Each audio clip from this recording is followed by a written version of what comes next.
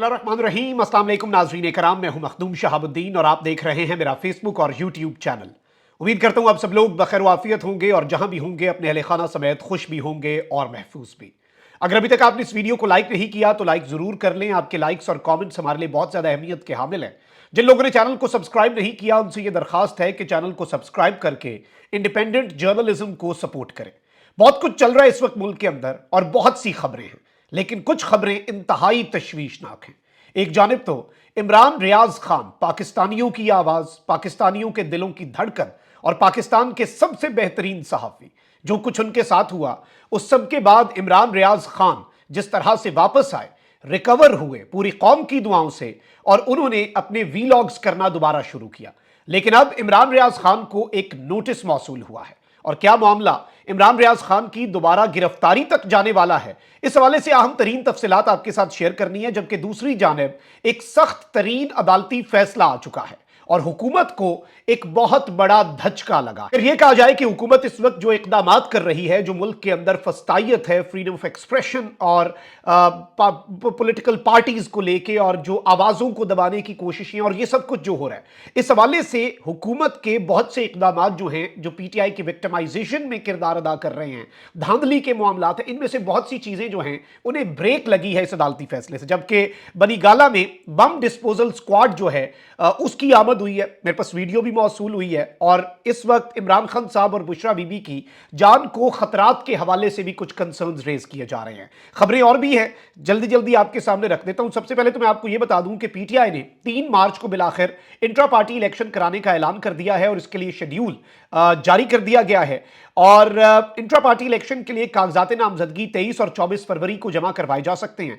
Schedule के मुताबिक कागजात नामजदगी की स्क्रूटनी 25 फरवरी को होगी, जबकि इंट्रा पार्टी इलेक्शन के लिए जमा कराए गए नॉमिनेशन फॉर्म पर फैसले 27 फरवरी को होंगे। तहरीक इंसाफ के इंट्रा पार्टी इंतखाबात के लिए पोलिंग 3 मार्च को होगी, जबकि इंतखाबात के लिए पोलिंग सेंट्रल ऑफिस समेत चारों सूबाई सेक्रेटेरिएट्स में होगी।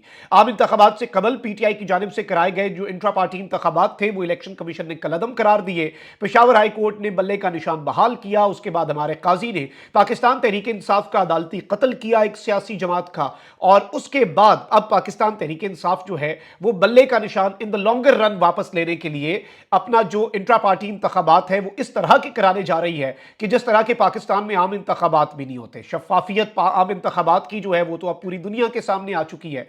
अब एक जानिब ये मामला है तो वहीं दूसरी जानिब इलेक्शन कमीशन के अंदर इजलास चल रहा है और एक तरफ तो पाकिस्तान तहरीक इंसाफ की जो इत्तेहादी जमात है सुन्नी इत्तेहाद काउंसिल, उन्होंने मखसूस नशिस्तों के लिए दरखास्त दे दी हुई है। अब इसमें एक बहुत बड़ी वारदात डाली जा सकती है कि पीटीआई जो है उसे मखसूस नशिस्तें ना दी जाएं और बाकी जमातों को वो शेयर दे दिया जाए, यानी बाकी जमातों को कोटा जो है उनका बढ़ा दिया जाए ताकि पार्लिमान भी मुकम्मल हो जाए और पीटीआई के साथ वारदात भी डाली जाए। और इस सिस्टम के अंदर क्या इसकी तुक बनती है? तो वो नहीं बनती। क्या आईनी और कानूनी तौर पर ऐसा होना चाहिए? बिल्कुल नहीं होना चाहिए। लेकिन इस सिस्टम के अंदर जहां पर इतनी विक्टिमाइजेशन हो रही है, जहां पर इतना फाशिज्म है, तो आप कुछ भी एक्सपेक्ट कर सकते हैं। बल्कि यह कहा जाए कि एक्सपेक्ट द अनएक्सपेक्टेड, तो यह कहना गलत नहीं होगा। अब मरियम को जल्दी जल्दी वजीर आला बनवाना भी जरूरी है। पंजाब असम्बली का इजलास कल सुबह 10 बजे के लिए तलब कर लिया गया है। तर्जुमान गवर्नर हाउस के मुताबिक पंजाब असम्बली का इजलास कल सुबह 10 बजे तलब हुआ है।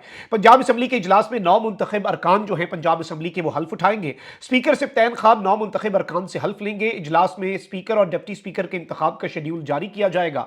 फिर वो बेसिकली जो स्पीकर नए आएंगे वो कायदे ऐवान जो है, जो लीडर ऑफ द हाउस है, वजीर आला, उसके लिए इंतखाब करवाएगा। मुकाबला होगा मरियम नवाज और मियां असलम इकबाल में और नताइज का आपको पहले पता है क्योंकि पाकिस्तान की अवाम पे के मैंडेट पर डाका डाला जा चुका है। अब यहां पर एक चीज ये भी है कि अगर वजीर आला पंजाब के इंतखाब से पहले पीटीआई को उसकी मखसूस नशिस्तें नहीं दी जाती तो पीटीआई इस इजलास में शिरकत ना करने पर भी गौर कर रही है, क्योंकि इससे फिर ऑब्वियसली एक तो वजीर आला का इंतखाब मुतनाज़ा भी होगा और एक ऐसे ऐवान के अंदर जहां पर पीटीआई के साथ पहले धांधली करके एक माइनॉरिटी छोटी सी सियासी जमात मुस्लिम लीग नवाज जो 25-30 सूबाई सीटें जीती हुई थी उसे 200 सीटों पे आप ले गए हैं और आप अंदाजा करें ना कि ये किस तरह का मामला है। और दूसरी जमात जिसे आपने धांधली करने के बावजूद भी उसने इतनी सीटें ली, उसे फिर आप मखसूस नशिस्तों से अगर महरूम कर दें तो ये एक बहुत बड़ी ज्यादती होगी, एक बहुत बड़ा जुल्म होगा। अब वहीं दूसरी जानिब इस वक्त इक़्तिदार की बंदर बांट उसी तरीके से जारी है। एमक्यूएम कह रही है कि जी हमने गवर्नरशिप से पीछे कोई नहीं हटना, तो अब क्या करें, इक़्तिदार की बंदर बांट है। एमक्यूएम जो है उसके हवाले से ये चीज वाज़ेह हुई है, और एमक्यूएम भी इक्तदार की भूखी सियासी जमात ही है। तो नून लीग ने मेरी इत्तलात के मुताबिक आज होने वाले इजलास के अंदर एमक्यूएम को यकीन दहानी करा दिया कि गवर्नरशिप आपकी। अच्छा, ये एमक्यूएम वाले एक और मुतालबा भी कर रहे हैं कि पीपल्स पार्टी वालों को कहें कि सिंध हुकूमत में हमें शेयर दें। वो कह रहे हैं भाई आपके साथ हमारा क्या लेना देना, हम विफाकी हुकूमत में वजारतें नहीं ले रहे और हम उसके बदले आपको वजारतें दे दें, ऐसा नहीं होगा। तो ये चीजें हैं जो जाहिर बात है इस वक्त चल रही हैं। ऑल्दो आप ये देखें कि ये इत्तेहादी भी हैं, पीपल्स पार्टी वाले इस हुकूमत को भी बनवा रहे हैं, आईनी ओहदे भी ले रहे हैं, सब कुछ ले रहे हैं, अपने फवाइद भी ले रहे हैं, लेकिन शहबाज शरीफ साहब पे बिजलियां गिरने का सिलसिला जो है वो इस वक्त जारी हो सारी है। पीपल्स पार्टी के रहनुमा और इस वक्त he is a favourite for governor Punjab का ओहदा भी इन्होंने, नदीम अफजल चंद, इन्होंने कहा है कि नून लीग हुकूमत बनाने जा रही है, शहबाज शरीफ को वजीर आजम बनते ही धांधली की तहकीकात करानी चाहिए। इन्होंने कहा कि पीपल्स पार्टी फैसला कर चुकी है कि काबीना का हिस्सा नहीं होगी, हमारे पास हुकूमत के साथ बैठने के अलावा ऑप्शन क्या है, पार्लियामेंट में किसी के पास अक्सरियत नहीं, हुकूमत बनाने के लिए दो पार्टियों का साथ मिलना जरूरी है। गवर्नर बनने के हवाले से इन्होंने कहा कि जी मेरे गवर्नर बनने की बातें मैंने टीवी पर सुनी, ऑब्वियसली एक पॉलिटिशियन यही बयान देता है। और इस सब के अंदर मैं आपको यह बता दूं कि इन्होंने कहा है कि जी पीटीआई ने सियासी डायलॉग का दरवाजा बंद रखा है, वो खोलेंगे तो हम उनसे बात कर लेंगे, और हमारे लिए सियासी डायलॉग का दरवाजा सिर्फ नून लीग ने खोला, यानी अपनी तौजीहात और अपनी मजबूरियां बता रहे हैं कि जी हमने किसी के साथ तो मिलना था। पीटीआई वाले अगर जरा सा इशारा करते तो हाजिर हाजिर लहू हमारा वाला काम हो जाता और हम उनके साथ मिल जाते, लेकिन पीटीआई ने हमसे बात करना जो है वो मुनासिब नहीं समझा। ऑल्दो जो इन्होंने खतरनाक बात की है शहबाज शरीफ साहब के लिए वो ये है कि वो आते साथ धांधली की तहकीकात करवाएं। किस मुंह से धांधली की तहकीकात करवाएं? धांधली की पैदावार हुकूमत जो है वो क्या धांधली की तहकीकात करवाएगी? और अगर पाकिस्तान पीपल्स पार्टी जो है वो इस सब के ऊपर इतना ही असूली मौकफ रखती है तो आईनी ओहदे ठीक है आपने ले लिए, लेकिन डील ये करें कि आप कहें कि एक इंडिपेंडेंट जुडिशल कमीशन शहबाज शरीफ आकर बनाएगा कि धांधली की तहकीकात हो, और फिर हम जो है हम इन्हें सपोर्ट करते हैं इस डील के तहत। ये डील करें ना, ऐसी भी कभी डील कर लिया करें जिसमें अवामी मफादात की बात हो, और धांधली के ऊपर पीपल्स पार्टी कैसे ये सब कहे? ये सिर्फ बातें हैं और ये सिर्फ और सिर्फ आप कह लें कि प्रेशर है और अपने आप को, अपनी पॉलिटिकल पार्टी को ड्राई क्लीन करने की कोशिश है। क्यों? क्योंकि आप इस नुक्ते को समझें कि ये खुद भी धांधली के बेनिफिशरीज हैं, सारे ओहदे तो ले रहे हैं और हर जगह पर ये गवर्नमेंट करेंगे, रूल करेंगे। पीपल्स पार्टी को इतनी आसानी से तो इस सब के अंदर हम क्लीन चिट नहीं देंगे ना। सिंध के अंदर वजीर आला, बलूचिस्तान के अंदर वजीर आला, पंजाब और केपी में गवर्नर्स, और विफाक के अंदर आपके पास सदर। आप तो पूरे पाकिस्तान का कोई एक ऐसा कोना नहीं होगा जिस पर रूल नहीं कर रहे होंगे, और आपको लगता है कि सारा वजन हम नून लीग में डाल देंगे। इस मामले में तो मैं नून लीग के साथ हूं, क्योंकि ये पीडीएम 1.0 का भी हिस्सा थे, पीडीएम 2.0 का भी हिस्सा है। और डील्स क्या है? डील्स आप ये देखें, एमक्यूएम वाले भी मांग रहे हैं, कोई अवामी मफाद की बात ही मांगी हो, कहा हो कि जी नहीं आपने अवाम को ये देना है, हम तब आपके साथ मिलते हैं, नहीं आपने हमें ये उदा देना है। ये एक्सपोज हो रहे हैं और ये खुल के ये बातें कर रहे हैं। मतलब इतना बुरा सलूक मेरी सादगी के साथ, चेहरे बदल बदल के मुझे मिल रहे हैं लोग। मतलब आप इतना ज्यादा अवाम का मजाक उड़ा रहे हैं, अवाम का तमस्खर उड़ाने के मुतरादिफ है ना ये बातें। अब यहां पर दो तीन चीजें आपने समझनी है और ये चीजें समझने वाली हैं। एक तरफ तो केपी में बड़ी दिलचस्प डेवलपमेंट्स हो रही हैं और खैबर पख्तूनख्वा ब्यूरोक्रेसी जो है, क्योंकि अब खैबर पख्तूनख्वा में पीटीआई की गवर्नमेंट आने वाली है, उसमें एक खौफ की लहर दौड़ी हुई है। और इसमें इतलात ये हैं कि अली अमीन गंडापुर के वजीर आला नामजद होते ही जो पीटीआई वर्कर्स पर तशद्दुद और झूठे मुकदमात की भरमार करने वाले पुलिस अफसरान हैं, उन्होंने अपने तबादले पंजाब में करवाने के लिए भागदौड़ शुरू कर दी हुई है। और वो इस वक्त पूरी जिसे कहते हैं ना कि एड़ी चोटी का जोर लगा रहे हैं कि हम यहां से निकल जाएं, वरना इन्होंने तो हमारा एहतसाब करना है। और कोई विक्टिमाइजेशन नहीं करनी। और इसके ऊपर बल्कि सीनियर ब्यूरोक्रेट से मेरी बात हुई, उन्होंने कहा ये तो बड़ी मुनासिब बात है जो पीटीआई कह रही है कि आपने एक एफआईआर दर्ज की, आए उसे साबित करें। अगर नहीं की कर सकते कि आपने वो जायज की है, तो आपके खिलाफ अगला अगर कह रहा है कानूनी कार्रवाई करूंगा, तो ये किसी भी सूरत धमकी नहीं है, ये कानून के मुताबिक एक जाब्ते की कार्रवाई है। लेकिन ये उससे पहले उससे इतना डरे हुए हैं, इतना खौफजदा है कि ये भाग रहे हैं। और आप ये देखें कि ये भी सुना हमने, डीपीओ डीआई खान जो हैं उन्होंने खैबर पख्तूनख्वा से पंजाब में अपना तबादला करवा लिया। और इवन मुझे खान साहब का वो ट्वीट नहीं भूलता जिसमें उन्होंने ये मेंशन किया था। और आप अंदाजा करें कि डीपीओ डीआई खान जो है उसने अदालत में जाके कहा था अली अमीन गंडापुर जो है आप जो मर्जी कर लें, आप ये ऑर्डर भी दे देना जज साहब कि इसे नहीं अरेस्ट करना, मैं तो करूंगा, मैं तो इन्हें अदालत बर्दाश्त कर लूंगा, लेकिन दूसरे वाला चीजें नहीं, मैं वो करके दिखाऊंगा आपको, क्योंकि मेरे पे बहुत बड़ा प्रेशर है। आप यहीं से अंदाजा लगा लें मामले की संगीनी का और जो इस वक्त सूरत हाल बनी हुई है। आगे बढ़ते हैं, कुछ और खबरें आपको मैं बता दूं। एक जानिब तो इमरान खान साहब जो हैं उनकी जान को खतरा, और बुशरा बीबी जो हैं उनके वाले से बहुत ज्यादा कंसर्न रेज किए जा रहे हैं। और नईम पंजोता साहब ने भी अभी पैगाम जारी किया, उन्होंने कहा कि बुशरा बीबी को मिर्चों वाला खाना दिया गया जिसके सबब उन्हें तकलीफ हुई। और बुशरा बीबी से मुलाकात इनकी हुई जो आधा घंटा जारी रही। इनके मुताबिक पहले दिन बुशरा बीबी का रोजा था और उन्हें जो खाना दिया गया उसमें तेज मिर्चें थी, जिससे उनकी तबीयत खराब हुई और सुबह उठने के बाद उनके गले में छाले थे, जिसके सबब वो नाश्ता नहीं कर पाई। उन्होंने कहा कि किसी की जान का मामला सबसे ज्यादा जरूरी है। हाईकोर्ट में दरखास्त दी थी जिसका कोई सद्देबाब नहीं हुआ। बुशरा बीबी का ब्लड प्रेशर चेक करने के लिए जो मशीन दी गई वो खराब थी। अडियाला में जगह और सिक्योरिटी खदशात का बहाना बनाया जा रहा है। बुशरा बीबी की जान को शदीद खतरात लाहक हैं और हाईकोर्ट ने भी मेडिकल रिपोर्ट पर तहफ्फुजात का इजहार किया। अच्छा, इसके साथ ही साथ इमरान खान साहब की जो हमशीरा है अलीबा खान साहिबा, वो भी अदालत गई और उन्होंने वहां पर कहा कि हमें अदालत के अंदर नहीं जाने दे रहे और बाकी लोग नून लीग का सैफुल मलूक अपने गार्ड समेत अडियाला जेल के अंदर जज के पास बैठा हुआ है। उसे जज के पास जेल के अंदर भी अपने गार्ड्स की जरूरत है और हम यहां पर बाहर इंतजार कर रहे हैं और उन्होंने इस सारे कंसर्न्स के ऊपर बात की। अब बनी गाला में बुशरा बीबी की तबीयत के जो मामलात हैं वो हम सबके सामने हैं। उनकी जान को खतरात के हवाले से कंसर्न्स रेज हो चुके हैं। उनके खाने में कुछ अजीबो गरीब मिलाया जा रहा है जिसकी वजह से उनका मैदा, पेट और गला, हर चीज खराब हुई पड़ी है और अडियाला जेल के अंदर होती तो जाहिर बात है। और वो खुद कह रही है मुझे मेरे घर से जाके अडियाला भेजो, लेकिन वो इस्लामाबाद हाईकोर्ट में भी इन्होंने कह दिया कि जी हम नहीं वहां पर लेके जा सकते। ऑल्दो यहां पर बनीगाला में फुटेज आई है और वीडियो आई है कि एक बॉम्ब डिस्पोजल स्क्वाड जो है वो बनीगाला पहुंचा और पुलिस के बॉम्ब डिस्पोजल स्क्वाड की जो वैन है उसकी वीडियो वाज़े तौर पर देखी जा सकती है जो वहां पर पहुंचा। और उसके बाद इसमें जो बॉम्ब डिस्पोजल स्क्वाड है वो फिर यहां से वापस भी गया। बनीगाला से पहले पहुंचा, फिर तकरीबन 1-1.5 घंटा वहां पर स्टे किया और उसके बाद वो गया। गालिबन ये अब रूटीन की कार्रवाई है या जो भी मामला है, लेकिन ये चीज कंफर्म है कि वहां पर ये गए। अच्छा, अब एक जानिब तो पाकिस्तान की अदालतों के अंदर काजी साहब भी बैठे हैं और काजी साहब के जिस तरह के फैसले हैं, कभी कहते हैं जज नहीं बोलता फैसले बोलते हैं, कभी फिर खुद यूट्यूब पे आके वो एक इंटरव्यू दे देते हैं और फिर खुद बोलते हैं, कभी फैसला नहीं बोलता, कभी खुद नहीं बोलते। चले, एक चल रहा है मामला। लेकिन कुछ जज हैं पेशावर हाई कोर्ट में, आपको पता है कि जो चीजें चल रही हैं, मियां असलम इकबाल साहब को पेशावर हाई कोर्ट ने जमानत दी और वो स्पीकर हाउस केपी में थे। पंजाब पुलिस अंदर घुस गई। अब पंजाब पुलिस की जानिब से गिरफ्तारी की कोशिश पर मियां असलम इकबाल जो हैं उन्होंने पेशावर हाई कोर्ट में तौहीन अदालत की दरखास्त भी दायर कर दी है, ये भी मैं आपको बता दूं।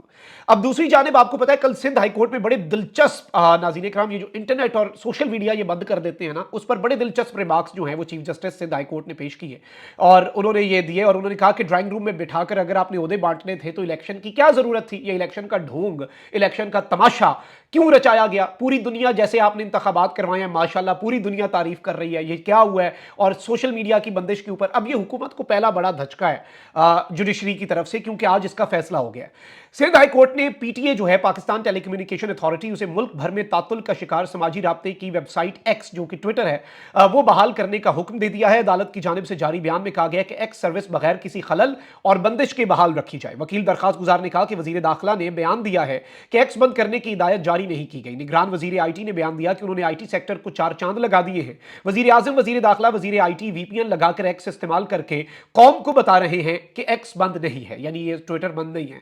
Chief justice Sindh high court Aqeel Ahmed Abbasi ने इस्तफसार किया कि कौन साइट्स बंद करता है, किसने हुक्म दिया बंद रखने का। दरखास्त गुजार के वकील ने बताया कि एक्स बंद रखने, सर्विस को स्लो रखने का इख्तियार सिर्फ पीटीए के पास है। पीटीए से पूछा जाए किसने एक्स बंद रखने की हिदायत जारी की। वकील दरखास्त गुजार ने मजीद कहा कि सहाफियों और जिनकी रोजी रोटी ट्विटर से वाबस्ता है उन्हें शदीद मुश्किलात हैं। ज़राए अबलाग और रिसर्च से वाबस्ता लाखों अफराद को ट्विटर की बंदिश से मुश्किलात का सामना है। और इस सब के अंदर जस्टिस अकील का कहना था कि कितने दिन से एक्स सर्विस आपने बंद की है? हमने पहले भी एक दरखास्त में इंटरनेट सर्विस खोलने का हुक्म दिया है। वकील दरखास्त गुजार ने कहा कि यह दरखास्त इस केस से मुख्तलिफ है। जिस दिन कमिश्नर पिंडी ने बयान दिया कि हमने किस तरह धांधली करवाई, उस दिन से ट्विटर बंद है। साबिक कमिश्नर पिंडी के एतराफ के बाद लोग तनकीद कर रहे थे। 5 रोज से वो लोग परेशान हैं जिनका रोजगार ट्विटर से वाबस्ता है।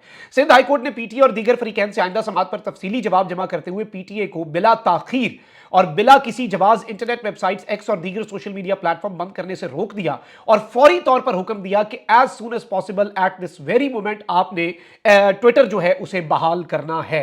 This is also something very important. अब जरा आगे बढ़ते हैं और आते हैं कुछ और खबरों के ऊपर। आपको पता है कि chief justice of Pakistan justice Qazi Faez Isa के ऊपर ऑब्वियसली तनकीद, वैसे भी मैं समझता हूं कंस्ट्रक्टिव क्रिटिसिज्म होना चाहिए, प्रोपेगेंडा नहीं होना चाहिए, इश्ताल नहीं होना चाहिए, धमकियां नहीं होनी चाहिए। ये चीजें मेरा हमेशा से असूली मौकफ रहा है। अभी भी जो मामला चल रहा है वो कादियानियत की तरवीज और वो सारे मामला, मैंने कल उसके ऊपर वीलॉग किया और मैंने बड़ा डिटेल आपको समझाने की पॉइंट्स वाइज कोशिश की कि ये मामला क्या है, काजी साहब का इसके ऊपर फैसला क्या है, आईन क्या कहता है। और आई थिंक कि इस मामले की संगीनी को हाईलाइट करना तो जरूरी है और ये हमारा फर्ज भी है और जो हमने किया भी, अपना फर्ज निभाया। लेकिन ऑब्वियसली आपको उसमें बहुत सेंसिटिव इश्यूज होते हैं तो आपको देखभाल के भी चलना होता है। अब रिसेंटली काजी साहब के ऊपर उस मामले के ऊपर भी चीजें चल रही हैं और उसके ऊपर बड़ा सख्त तरीन एक्शन भी लिया जा रहा है। सहाफियों को एक जेआईटी बनी, एक जेआईटी बनी जी, और काजी साहब जो हैं उनकी तौहीन जो है वो करने के ऊपर एक जेआईटी बन गई। उस जेआईटी ने 2-3 हफ्ते अपनी कार्रवाई की, साफियों को नोटिस भेजे पूरे पाकिस्तान में। उसके बाद जब काजी साहब के अपने करीबी जर्नलिस्ट जो थे, जो काजी साहब के पीआरओज की हैसियत रखते हैं, उन्होंने भी जब काजी साहब पे तनकीद की तो 2-3 हफ्ते जेआईटी को काम करने से नहीं रोका। नोटिस जब हुए तो उसके बाद उन्होंने एक केस खोल लिया और उसके ऊपर कहा कि नहीं जी, ये नोटिस पर आप कार्रवाई रोक दें, और इसके आपने जो जर्नलिस्ट को बुलाया, जर्नलिस्ट ना जाए, इनके ऊपर कार्रवाई आप रोक दें। और काजी साहब बड़े अच्छे बन गए। अलबत्ता मामला इतना सादा है नहीं, और अब जो जर्नलिस्ट्स हैं उन्हें दोबारा उसी केस के अंदर, काजी साहब जिसके अंदर बड़े आराम से साइड पे होके अपने आप को मुबर्रा समझ रहे थे और उन्हें लगा कि बड़ा फ्रीडम ऑफ एक्सप्रेशन के लिए उन्होंने कोई काम कर दिया, नहीं, ऐसी बात नहीं है। चीफ जस्टिस साहब जो हैं काजी फाइज ईसा साहब, उन पर तनकीद के जुर्म में 2 साफियों को सेकंड कॉल अप नोटिस जो है वो जारी हो गया। चीफ जस्टिस सुप्रीम कोर्ट के खिलाफ, ये जो खबर है मैं खबर पढ़ के सुना देता हूं। चीफ जस्टिस सुप्रीम कोर्ट के खिलाफ सोशल मीडिया पर बेबुनियाद इल्जामात, एफआईए ने यूट्यूबर्स असद तूर, इमरान रियाज के खिलाफ कार्रवाई का बाज़ाब्ता आगाज कर दिया। एफआईए ने दोनों यूट्यूबर्स को नोटिस जारी कर दिए। असद तूर और इमरान रियाज खान को एफआईए साइबर क्राइम ने तलब कर लिया है। असद तूर को 23 फरवरी सुबह 11 बजे तलब किया गया है। इमरान रियाज खान को 23 फरवरी दिन 2 बजे तलब किया गया है, यानी कि कल बरोज जुम्मा। असद तूर जुम्मे से पहले, इमरान रियाज खान जो है वो जुम्मे के बाद। और यहां पर मैं आपको यह भी बता दूं कि असद तूर जो है उसे basically deputy director FIA cyber crime circle Islamabad ने नोटिस जारी किया है, और इमरान रियाज खान जो है उन्हें एफआईए का साइबर क्राइम रिपोर्टिंग सेंटर जो है लाहौर के अंदर, उसने तलब किया है। इसमें पहले भी इमरान रियाज एफआईए की तहवील में रह चुके हैं इसी जगह पर, और हम भी गए, फिर 1-2 मरतबा मुझे जाना पड़ गया क्योंकि हमारे पे भी इन्होंने इसी तरह के नोटिस, और यही स्टेट के खिलाफ कार्रवाइयाँ और इन चीज़ों के नोटिस आते रहते हैं, और अब तो ये नॉर्मल हो गया है। और इस सब के अंदर इंक्वायरी नंबर 208 बटा 24 है इमरान रियाज खान के ऊपर। मैं उसकी डिटेल्स आपको बता दूं। नेम ऑफ कंप्लेनेंट कौन है, यानी शिकायत कुनिंदा या इसमें मुद्दई कौन है, स्टेट है, रियासत है। एलिजेड कौन है, यानी जिसके ऊपर इल्जाम है वो कौन है, वो है मोहम्मद इमरान रियाज। और जिस्ट ऑफ एलिगेशंस क्या, it has been found that you are intentionally and publicly involved in a highly obnoxious and intimidated campaign against highest judiciary of the state of Pakistan on social media. अच्छा, इससे पहले जो notice थे उसमें clearly inquiry initiate की बात नहीं की गई थी। तो अब इन दोनों के खिलाफ, और बिलखुसूस इमरान रियाज खान जो हैं, जो कि बहुत वोकल हैं, और जिस तरह से पूरी पाकिस्तानी कौम की दुआएं इमरान रियाज खान के साथ हैं, अवाम की उमंगों की तर्जुमानी करने वाला साफी है, जो देखता हूं वही बोलने का आदी हूं, मैं अपने शहर का सबसे बड़ा फसादी हूं। तो वो बात है कि जो नजर आता है वही बोलेंगे ना, किसी की मर्जी और मंशा पे तो नहीं बोलेंगे। लेकिन वो बोलना जो है, मैं समझता हूं कि वो इस वक्त काफी बुरा लगा है बहुत सी जगहों के ऊपर, और इमरान रियाज खान जो है उनका दोबारा एक्टिव होना भी शायद बहुत से लोगों को बुरा लगा है। लेकिन इससे पहले भी आप देखें, he had to go for उम्रा अपनी फैमिली के साथ, वो नहीं जाने दिया गया, बेसिक सी चीज है। और इमरान रियाज खान ने इससे पहले जाना था, 2-3 दफा गए थे, वापस आ गए, आ जाना था, वो केस चल रहा है। अच्छा, तंग करने की कोशिश अभी तक जारी है, मतलब इतना कुछ कर दिया इमरान रियाज के साथ, और जो उनके साथ गुजरे 4 महीने की अगर आप 140 दिन की दास्तान सुन लें तो आप कांप उठे। लेकिन उसके बावजूद हिम्मत चेक करें कि वो डटा और वो खुल के सामने आया। और आज अरशद शरीफ शहीद की सालगिरह का दिन है, और आज के दिन 2 मजीद सहाफियों को आपने नोटिस जारी कर दिए हैं। ये हमारे सैड स्टेट ऑफ अफेयर्स है हमारे मुल्क का, ये हमारे मुल्क का निज़ाम है जी, और ये हमारे मुल्क के अंदर चीज़ें चल रही हैं इस तरह से। अपना बहुत ख्याल रखें। अल्लाह निगहबान। पाकिस्तान जिंदाबाद।